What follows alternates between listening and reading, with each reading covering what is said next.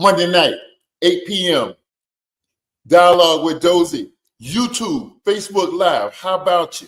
Been missing you the last couple of weeks. We did a pre-recorded show, because you all didn't know it at the time, with the Miami Beach Police Department. My co-partner, my co-partner KV, and I.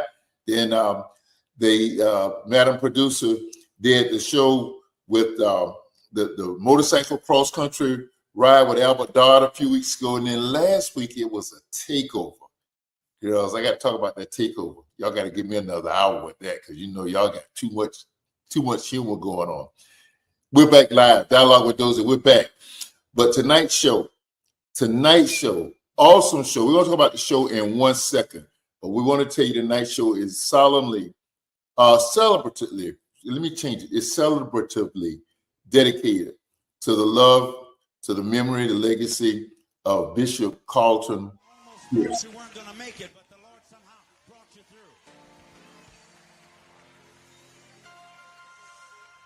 Look at somebody and say, the devil has won some battles. Bishop Pearson doesn't know, but I survived on Monday nights when we lived in Illinois.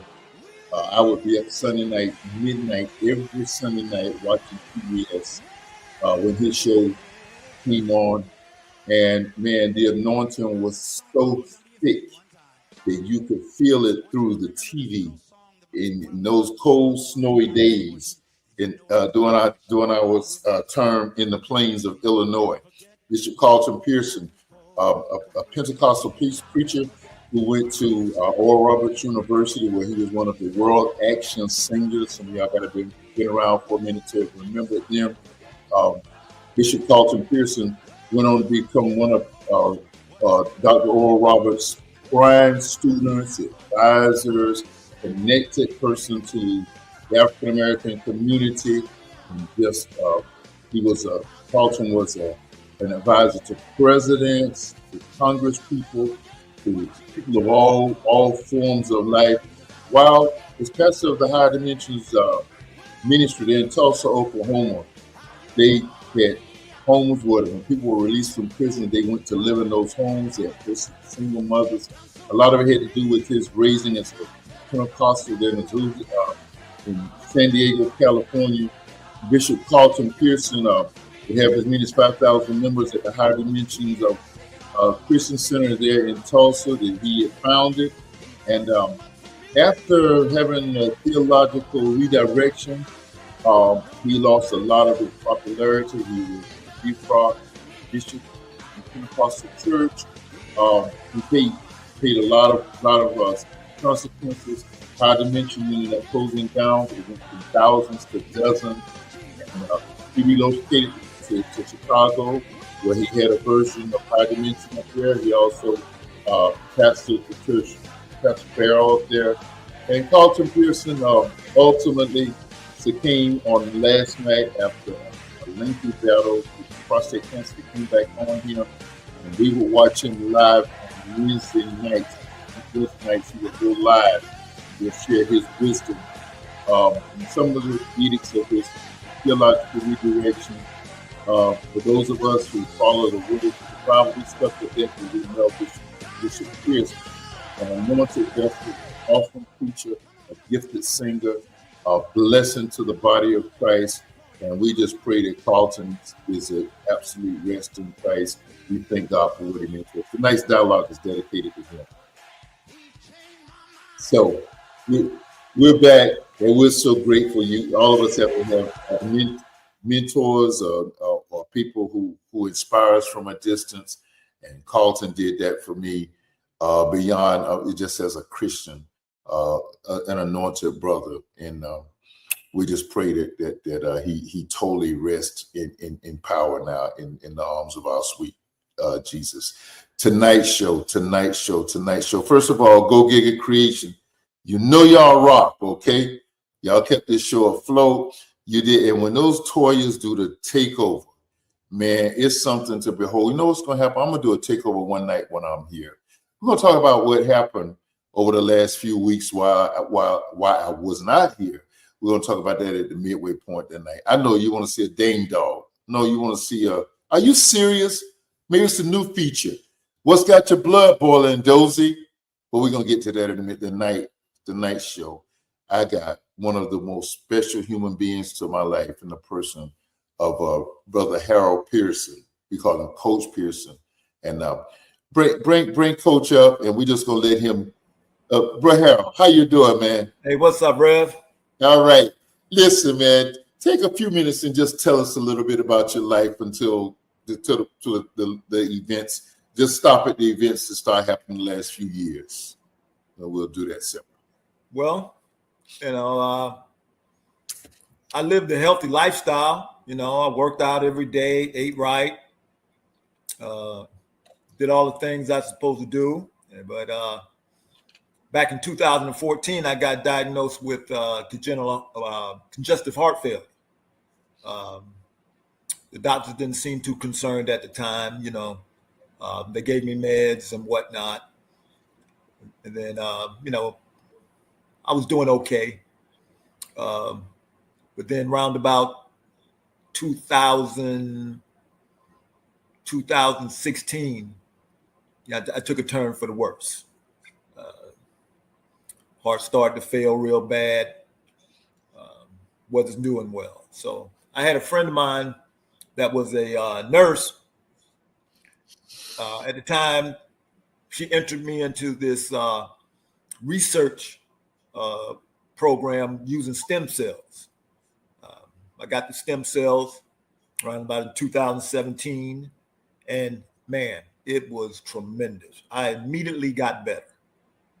The weight started coming back, the muscle mass, everything. I was getting back to my old self, and I was doing great. Then round when yes. Can we do a timeout, Coach? Excuse me for cutting in. Can we do a timeout? You're gonna pick up right there where you left off. Take us back to your life prior to all of this. Prior to all this? Oh, okay. Yes, okay. I understand what you're saying now. But prior to that, man, I was coaching. I was a very successful coach. What about before then? I beg pardon? You played a little ball before then. Oh, yeah. Okay. We want to take it back there. Okay. All right. We can go back there. Well, I'm a native of Fort Lauderdale. I attended Nova High School. There I played football. I received a football scholarship to the greatest higher institution of learning in the world, Southern University, Baton Rouge, Louisiana. And from there, after graduation, I got into coaching. Came back home, got into coaching, high school, making my name around the South Florida area. And then I got an opportunity to coach college ball. And I went up to the University of Akron, started my college coaching career there. Matter of fact, you guys might be familiar with one of the guys who was on the team at Akron when I was there. His name is Jason Taylor. Played for the Dolphins. Wow. And there I achieved got great coaching experience, got my master's degree in education. And then from there, I went to the University of Louisville. I coached at the University of Louisville. And once again, I coached a former Dolphin that was there. He goes by the name of Sam Madison. Okay.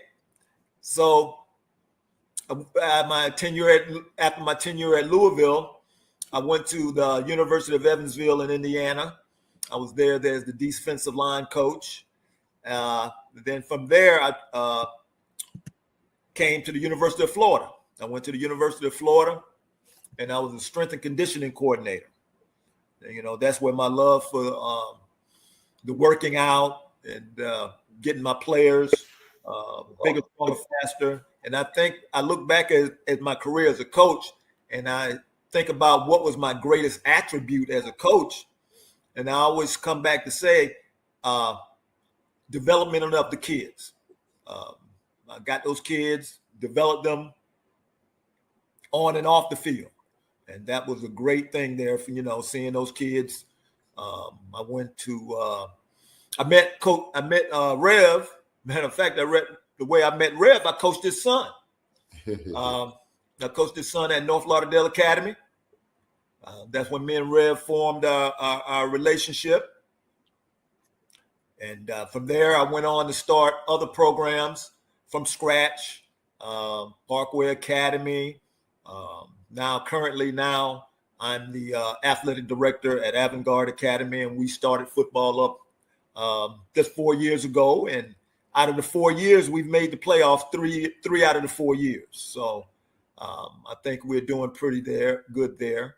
And in the meantime, while I was doing all this, like I told you, I got struck down with congestive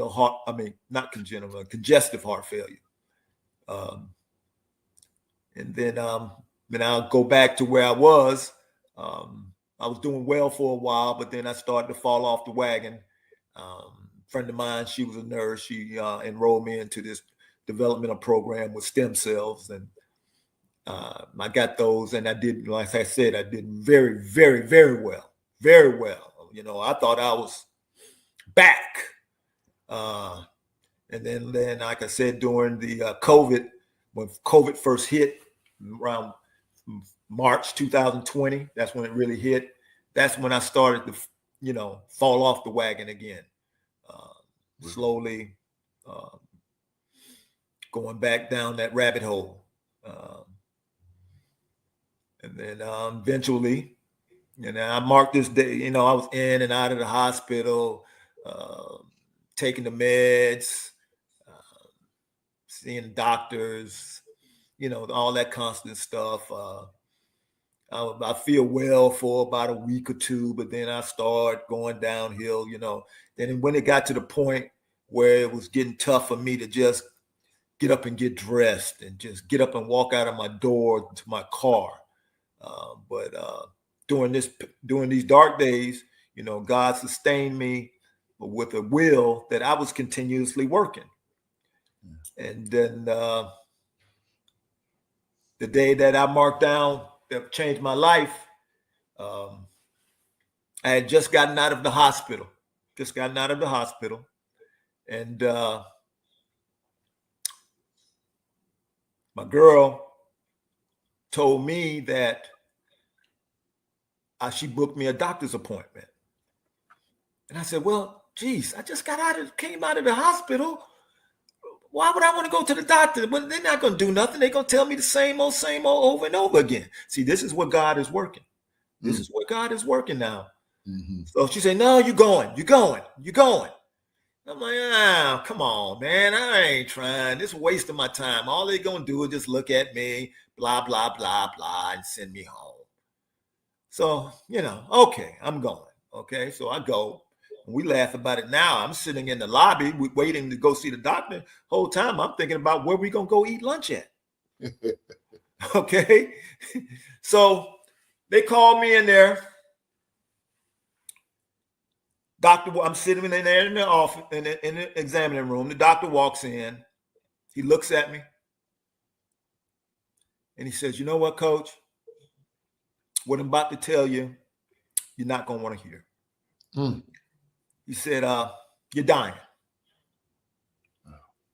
And, I knew I wasn't doing well. I knew that. Okay, I knew that. And he said, there's nothing more we can do for you. We gave you the meds. The meds are not working. And this is the kicker now. They told me that my heart was functioning on 10%. Wow. 10%. Wow. So at 10%, I could just walk over and keel over at any minute. But I didn't. Like I said, I was still going to work at that time. And people at work would ask me, man, why are you here? Why are you coming? And I told them, and I really believe this, if I stopped working, I would die. So that would motivate. I felt that the motivation for me to get up and go somewhere was keeping me alive. So anyway, the doc says, there's no more we can do for you. So, you can imagine what's running through your mind when they tell you that. Wow. And he said, there's one or two things. One or two things, coach. You can walk out this office, go home. We can put you in hospice, and make you comfortable, the last few months of your life. Because he said the way you're going right now, you won't. This was in December 19th, 2022. And he said, at the rate you're at right now, you won't make it to June. So he said, well, we can save you. We can save you. But it's going to take an all-out commitment from you. It's going to be the hardest thing you ever done in your life. He said, we can give you a transplant. And hey, when they tell you either do the transplant or the other alternative, even though I didn't want to hear that, I go, hey, okay, y'all do what you got to do. So I said, well, when y'all want me to come back? He said, come back. We admitting you right now. Yeah. I said, whoa. Right now? He said, yes. Oh, boy. Told me. I was not mentally prepared for that at the moment.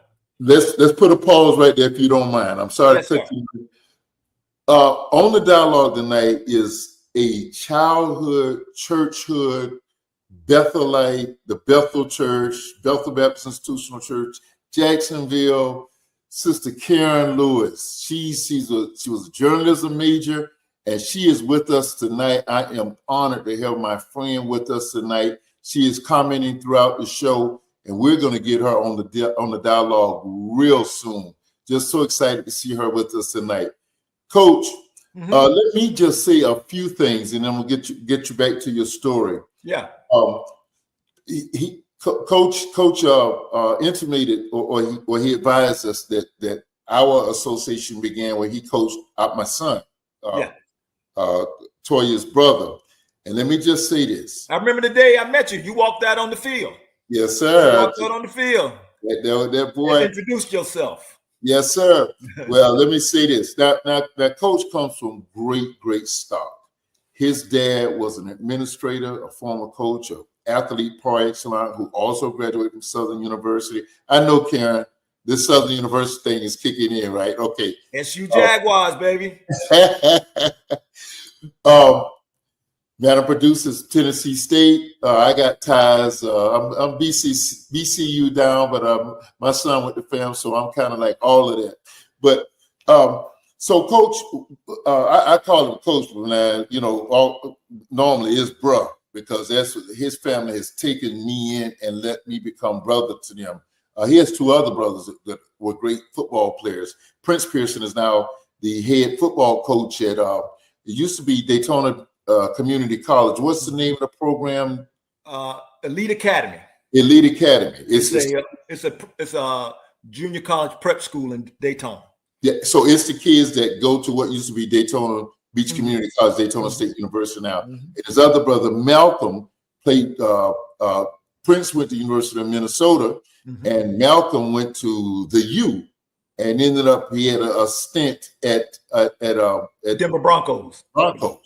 So, and Malcolm is local. He's done some coaching at some other institutions that he's around. But I'm blessed. Mr. Pearson, Harold Sr., has gone on to glory, but Miss Pearson is still here, and just a sweet mom. And sometimes they let me call her Mom Pearson. Mom, if you're listening tonight, we call it. They let me be that much of a brother. But Harold's an awesome football coach, a great football mind. I saw him. I coached with him for 2 years. I saw his mind. I didn't know the man knew anything about football. About offense. Well, he showed me one time. He took over as offensive coordinator of our team for a while, and he showed us when he was our head coach. So I said all this to say this. Going back to last year, Coach, for a while, back from 2014 to 2016, you wore that defibrillator vest. My heart was so weak, I had to wear a vest in case my heart stopped. It would shock me. And of course, as you stated, we thought you were on the mend. We thought that you were back and on the mend. So I want to say this about so everybody would know how close I am to, this is not just he's not just a guest on the show. He's like family to us. I won't call a person's name, but one person said that he's a rock star. You made him a superstar because every Sunday on our church broadcast, I said we're praying for Harold Pearson. We're praying for Harold's. I gave him a steady update. He's doing well. He's 3 months down with the new heart. And so this person said you make him a superstar. I said, if that's what you want to call it, then that's what he is. That's what he is to us. But I would like to say, I'd like to tell everybody, Rev, hey, look here. You were down with me like 4 flat tires, man. Every time I looked up, you were there in my bedroom, sitting there talking to me. You got me through a lot of that, brother. You got me through a lot of that, man. That's what brothers are for. The family allowed me to be close to Mr. Pearson as he was declining in health on this side, and they allowed me to be there. We spent Christmas Day, if you remember, right there at the hospital together. Yeah, when he passed, yeah. And last year, and we're gonna let Coach get back to the 22nd, but last year, I thought it was actually early in the month of December. I lived at that hospital with you. Yeah. We were there. I'm not trying to take any credit. I'm just saying that you allowed me to be that intimate in the journey with you. Hey. And all the way. Yeah, you were there by my side when they came and got me for the transplant. You were there. They tell me that when I was getting the transplant, everybody was in the waiting room. What, it was 7 hours that y'all sat there in that waiting room. And they said you prayed on the hour to the T. We prayed every hour, and there was a man that was undergoing a kidney transplant, and his family was there. And after the first round of prayer, I think that surgery started just prior to yours. And after the first hour of prayer, I asked that family and I think they were Hispanic, it may have been a language barrier, but I asked them would they allow me to pray with them also. And they joined our prayer circle right there in that waiting room. We didn't care. We came together and we prayed as two families. We became one. And going with your story, brother. Hey, man. Hey, you're doing a great job narrating yourself, brother. Yeah. It was just along the way now, before Harold went to the transplant, before it got to that, I think it was during the course where they told you that was that was the only alternative. We went to no other alternative. Yeah. That was the only alternative. And as that was coming along, I introduced you to a brother that had been a member of mine, Gordon Harris. And Gordon was going to be with us tonight, and he learned at the last minute about you hooked me up with him, and the words of wisdom that he gave me how to get through it. That was very, very helpful, man. Just a great brother. Gordon's just a great brother. He sent. You saw the text thread. He regretted highly that he couldn't be here tonight. He has been on several shows where we have done other organ transplants. We did a show with him, then we did other organ transplants. Gordon, I think, is about 5 or 6 years down with his heart now. But and there's some things I'm asking on the other side of the break in a minute. But Gordon came on, and he has been like a mentor from a distance. And he asked me the other night, I said, man, can you come on? And he originally signed on, was enthused. We talked this earlier today, and he said he got a call this evening from a son reminding him of a function they had tonight. So we excused him. His wife would be here singing us through it, everything. Coach, I'm kind of just stalling because we got a break right. Let me read some of these comments. Karen says, Coach Pearson did the same for our oldest brother. He did the same for our oldest brother as well before he transitioned in 2020. That's my big brother, Dozell and Varner. Our family adore him and love him. Listen, man, I'm telling you, we are one family. We're one family. Karen, I was at a function the other night, last night, and I just felt GV. I said, man, this is where GV, Coach GV Lewis, Harold was a dear brother of mine. We were called to ministry. I was some years behind him at the Bethel Church in Jacksonville, and excuse me, I ended up. We were reunited on Bishop Glover's staff here at Mount Bethel, and it was just so great being with a brother that I had admired growing up on that basketball team, where so many of us, where God used it as an impetus to call us into ministry. And he and I had long conversations. We'll talk about GB in a minute, because I was going to do that when I started carrying on. We also, somebody I think you know, Miss Carla, we prayed every hour, and thank God he heard and answered our prayers. Yes, ma'am. Yes, ma'am, Miss Carla, and thank you. And Curtis, hey, man, what's up? You never let us down. You're always with us. We're going to pick back up with the story. We're going to go back into that surgery room in 1 second, because you and I talked about what you were dreaming during the surgery and everything. We're going to talk about that. Let's go to the break, and we'll be right back.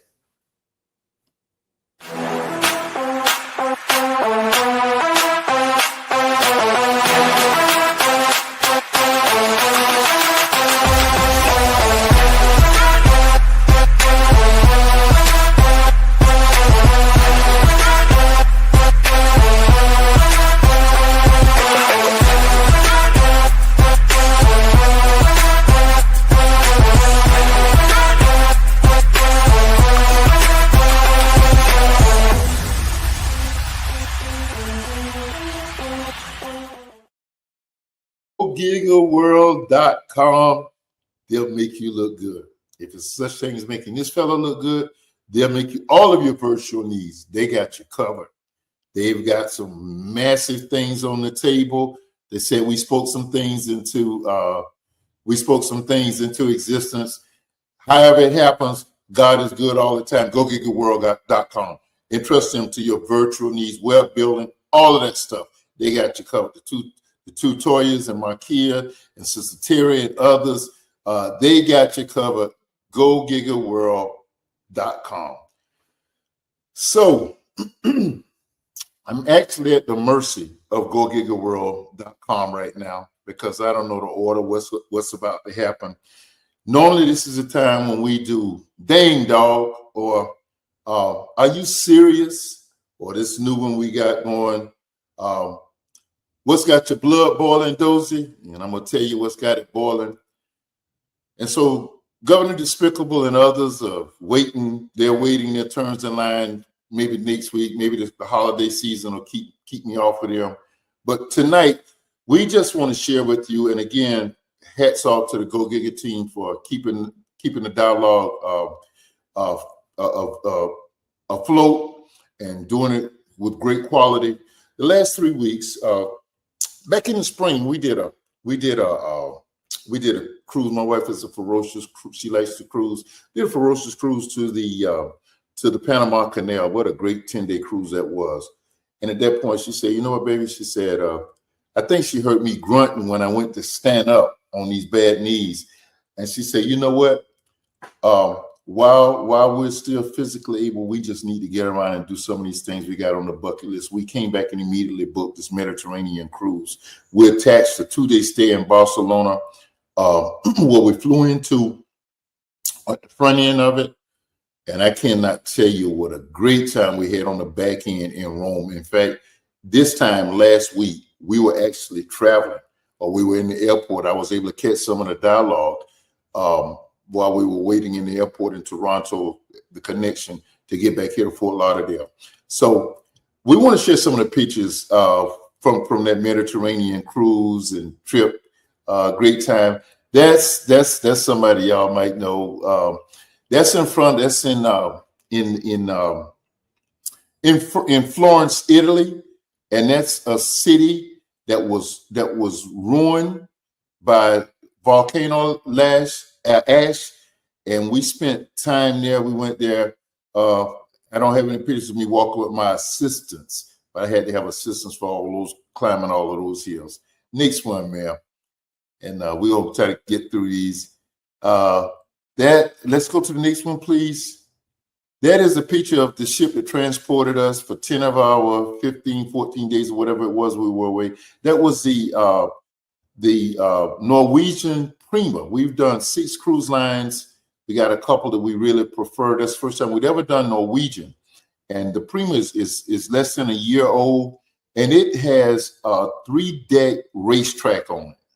Now, would you believe, Toy, I'm sure you know, Madam Producer, that when your mother travels, it's like somebody blowing bugle,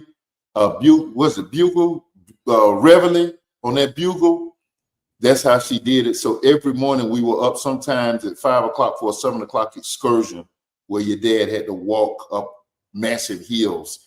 And so that night we got back in late that night, and it was just as dark when we came back from the excursion. But we never got to do a lot of things that was on the ship because we were just so busy and so tired out from the excursions and all of the walking. Let's move on. So she thought that the dialogue needed to see this. This was our last day in Rome after we toured the Colosseum. That's a chicken sandwich, you all. Don't look, Coach, because I know that's not healthy.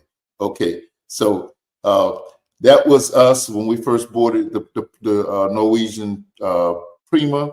You can see it had a water slide on the outside of the ship, and they had a thing called a drop. People would get in and just slide 5 feet down, 5 floors down, like it was a suction to pull them down. I'm too old for that. I don't even look at that no more. That is the Basilica of St. John. That is the highlight of Barcelona, Spain.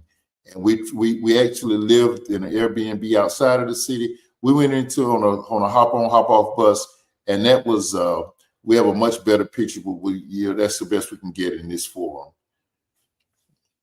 This is a picture from our balcony. We stepped out, and that's one of the stops. Press on, please.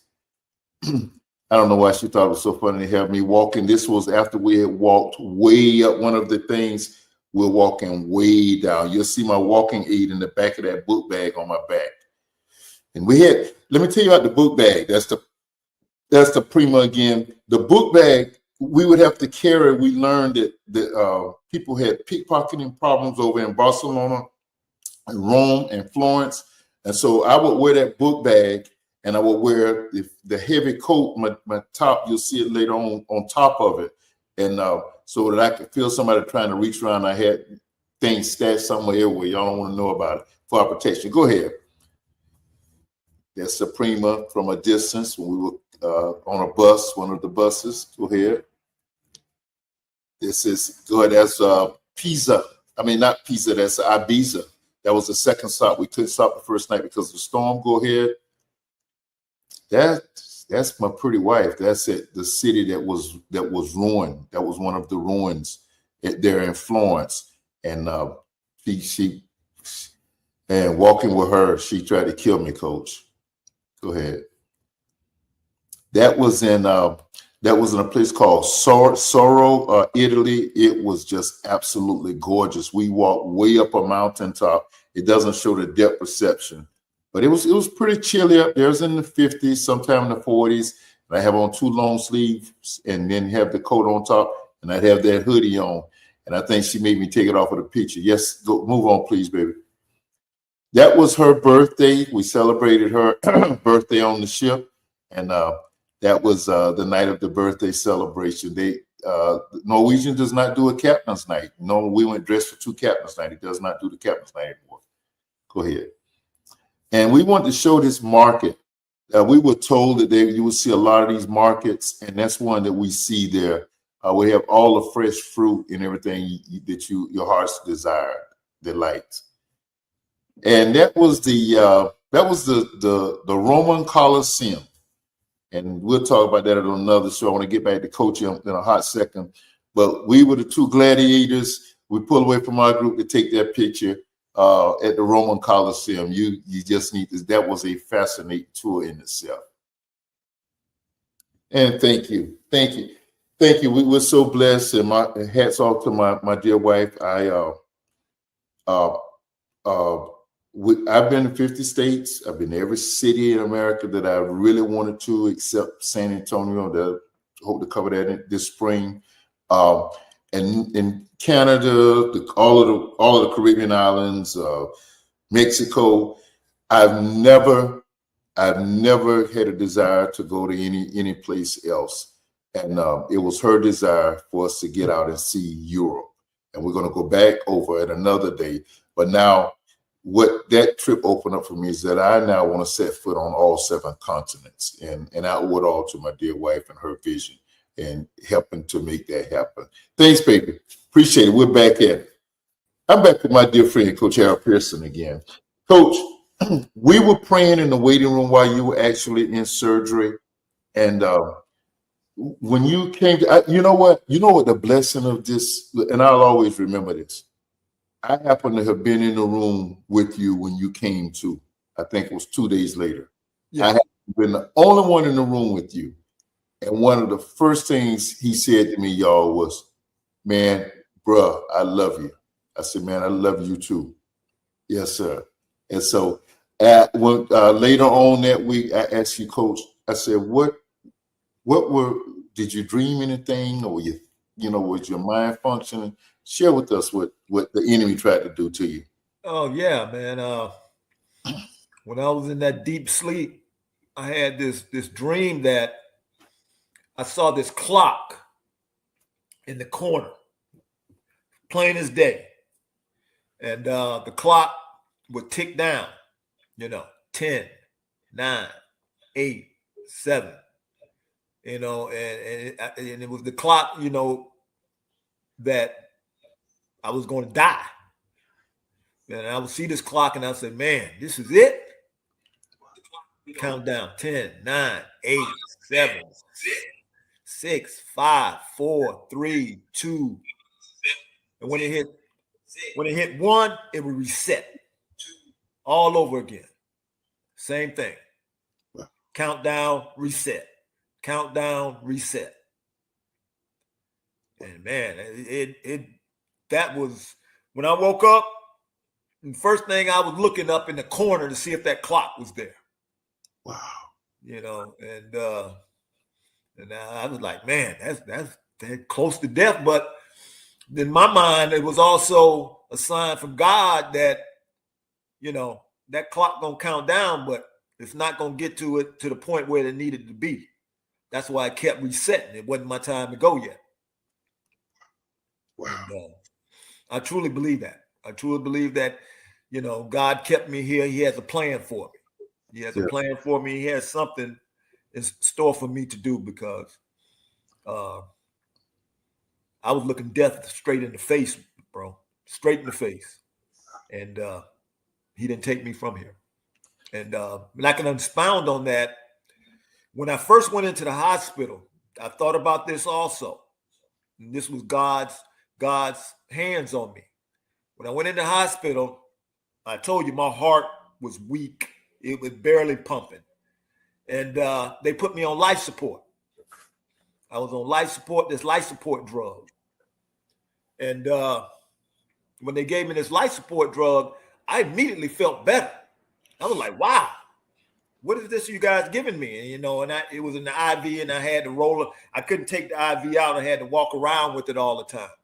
And their initial plan was they would give me this drug to take home, and I would deal with what I was dealing with, and then they would reevaluate me after a certain time for the transplant.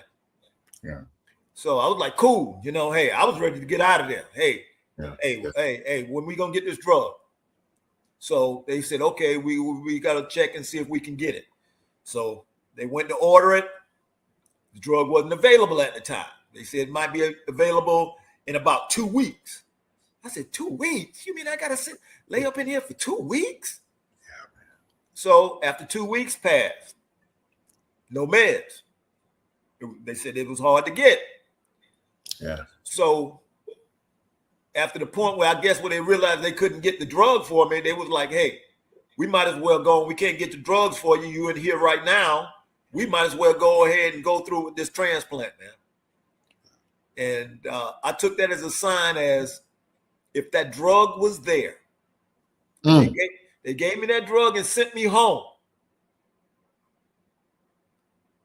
I don't think I would have never got back to that hospital and got the transplant. Coach, wasn't there like a 6-week window that you were in the hospital before the surgery? Wasn't it about 6 weeks? A month. A month, okay. Yeah, you're right, a month. Because we went through all the football, the high school championships and playoffs. Playoffs, yeah. college and pro football. Yeah. You know, football. They admitted me on December 19th. I got the transplant on January 21st, which shocked a lot of people. People usually be on the waiting list for years, man. People usually die on the waiting list. And for me to get a heart that quickly, once again, that's I felt God telling me, hey, man, it's not time for you to go yet. Yeah, no, sir. What we kind of fast forwarding through tonight, because this story is so compelling. I see now why he was meant to be here by himself tonight. Coach is he's accomplished. You've heard his resume. He's accomplished in his own right. But what I look for, particularly at this stage of the game, and I don't mean to sound, Lord knows my heart, I don't mean to sound prejudiced, but any bona fide brother that can pour into our young men, my hat's off to him. And he's just that. He coached my son, he coached our son for a short period of time before he was injured, and then both he and Dozell went different, directions. And then I had the blessed opportunity to serve with him. And I saw, even though he's a hard football coach, and he's going to want to win them games, he's going to push you to win them and to be the best football player you can be. But I saw a man that poured into young men. He brought young people, parents entrusted their kids with him all the way from deep Dade County, all around the Palm Beaches, all around. And kids came to play for him at these schools. And he still has that ability, even though he's not actually coaching, he's ADing. And what I like about it, it far exceeded X's and O's and Friday night football. This was somebody was saying, man, you're going to get them grades. This is somebody who's pointing them to going to college. And in North Lauderdale Academy, he got several young men in a couple of D1 programs. Yeah. And so these are my heroes. These are the guys like this. So it would only serve that the enemy would try to get him off of his game. Go back, Coach. Pick back up, and I'm sorry. Well, man, finish up the story, bro. After I had the transplant, you were there. The recovery was tough. And you helped me get through that. I remember there were days that you would walk with me when I had to walk. That's right. I didn't want to get out of that bed. You would say, come on, coach. You got to get out of this bed, man. And but once again, God had his hands on me. Amen. And I started to get better and better. Right now, I'm 10 months removed, coming up on my year anniversary, man. And if you're going to tell me I'll be feeling like this going into Thanksgiving, if you would have told me this back in January, I've been like, man, I can't see it, man. I can't see it, but God gave me the strength. And I look back on it, man, I was in the hospital for 3 months, and that's tough, bro. That's tough, laying up in the hospital. I used to look out the window and just the sky and just the outside. I just wanted to go outside and just stand there, You take a lot of things for granted. And people do. And trust me, and I tell people, if you don't have your health, you can have all this that you want to have. But if you don't have your health, man, you don't have nothing, bro. I used to Coach would talk, he estranged himself from a lot of us for a long time because he didn't want us to see him having dropped that weight. And he would tell me, excuse me, I say, no, Coach, I say, that don't matter, man. You my brother. I don't care nothing about that. We worked through that. And during those days, the mentally, I know you were suffering physically, but those mentally tough days that you were speaking about, we pulled each other through. And here's what the scripture says about a friend is a friend finds a friend. It's a friend person. The testament to his character is that he has so many high caliber individuals. When I say high caliber individuals, I don't mean they were just academically accomplished, successful career-wise. I mean people of high character. I don't care if they were ex-con, that they came in to see him, and I would just sit back and hear them pouring into him and that would just bless me. And That I would be surprised when I walk up to that room because I was there every day. I'd be surprised yeah. and nobody was there. And he had the love and support of his dear mom and his brothers. Just I'm telling you, I was blessed, Karen, just like I was to be with our dear brother G. I was blessed that Coach allowed us to be a part of his journey. Coach, you want to say anything else or encourage anybody about that before we talk? Hey, just hey, God is good every day, man, and I count my blessings, and I don't take that for granted, man. You just got to believe in the faith. When they said you got to believe, man, because there were times when I was poked, prodded, stuck,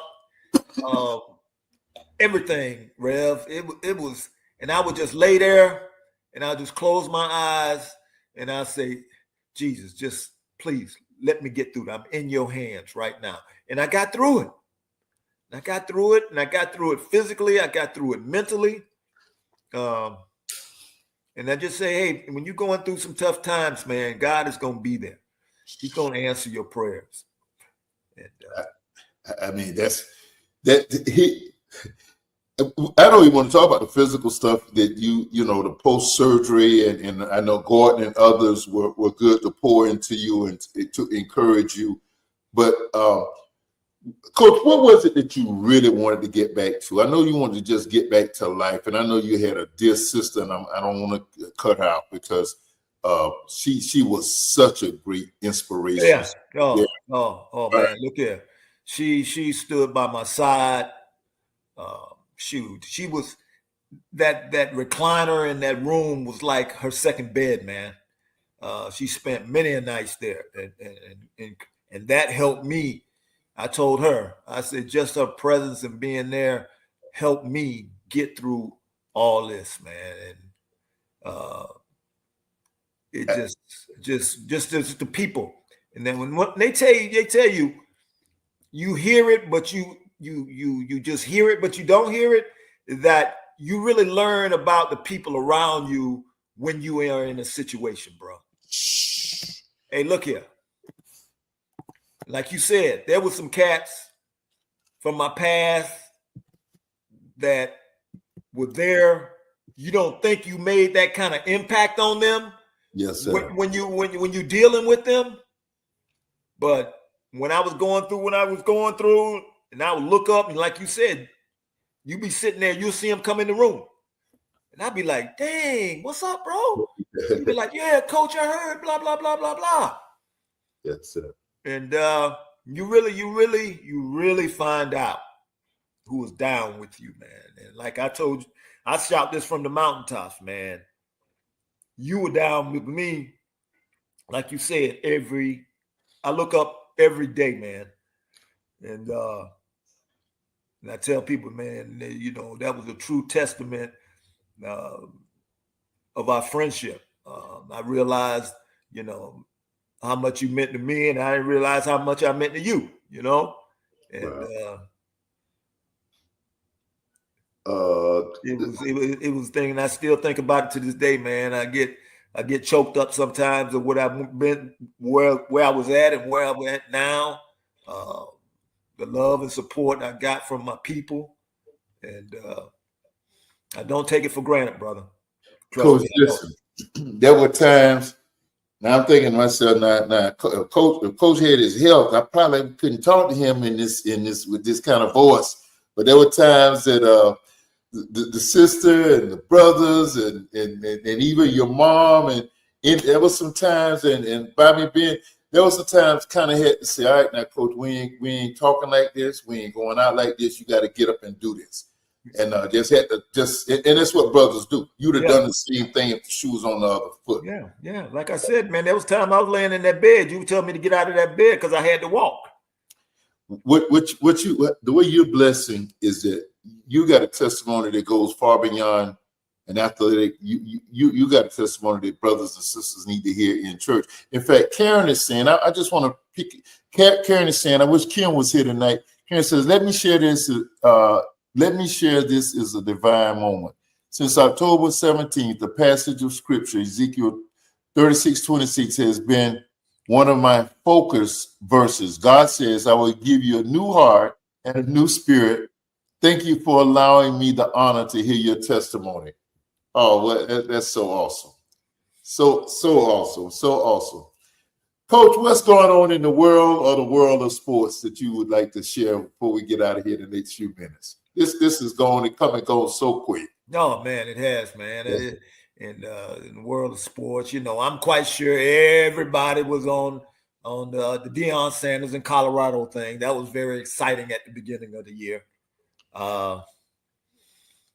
Just watching ball, man, and you see, I'm a student of the game.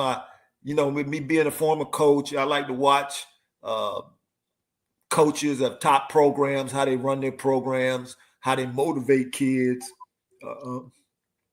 I'm trying to build a program where I'm at, get it to the level where I want it to be at, and just living life, man.